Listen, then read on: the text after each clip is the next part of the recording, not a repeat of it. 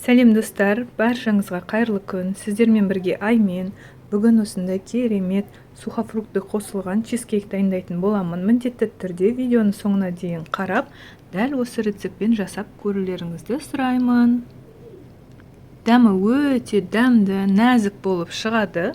Каналға тіркеліп, өз пікірлеріңізді қалдыруды ұмытпаңыздар. Ең алдымен біз қамырымызды дайындаймыз. Ол үшін бір жұмыртқа және қантымызды жақсылап араластырып аламыз.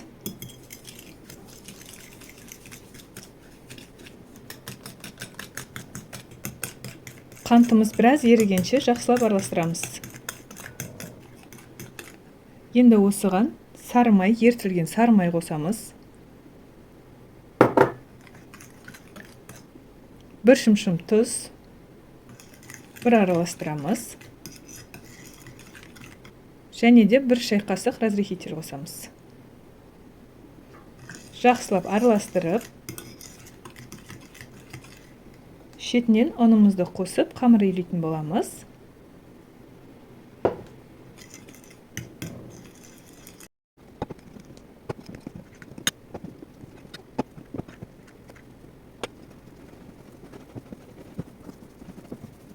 Біздің қамырымыз дайын.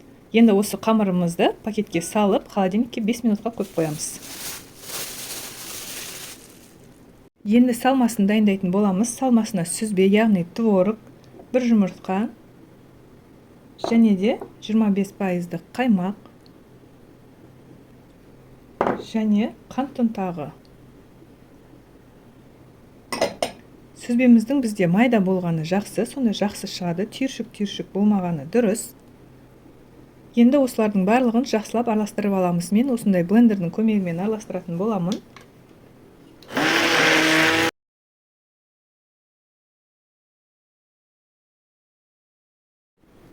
Салмамыз дайын. Осындай сұйықтықта болуы керек. Келесі кезекте мен арасында осындай сухофрукты қосатын боламын. Мейіз және өрік қосамын. Осыларды жақсылап майдалап турап шығамын.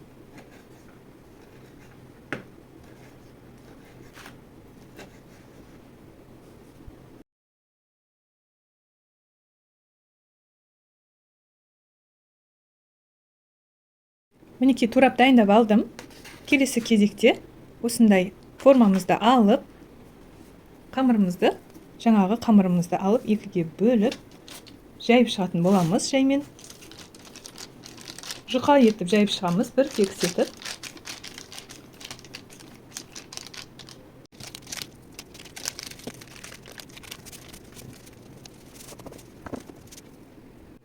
Жандарына да жақсылап бір керік етіп жайып шығатын боламыз.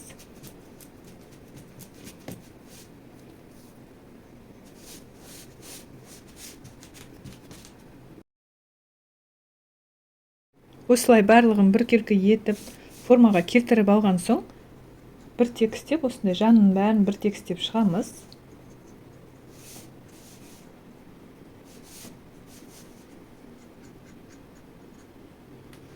Дайын болды. Енді дайындап болған соң, жаңағы сухофруктымызды алып, осылай ішіне салып, жақсылап барлығын бір керкі етіп салып аламыз.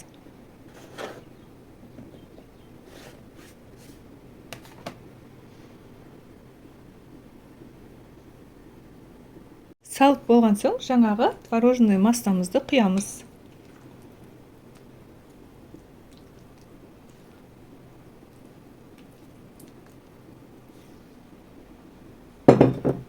Бір керкі етіп, тегістеп шығатын боламыз.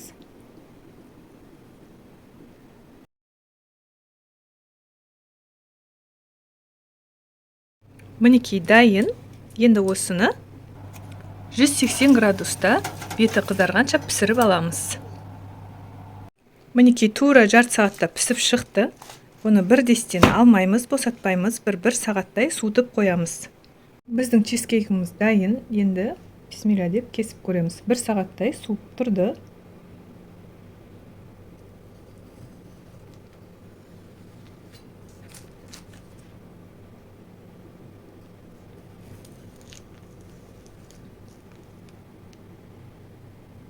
мінекей өте керемет болып шықты. Ал енді дәмін көрейік.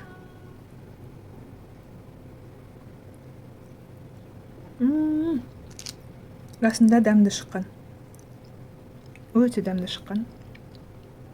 Жасап көріңіздер. Рецепт пайдалы болса, лайк басуды ұмытпаңыз. Келесі кездескенше сау болыңыздар.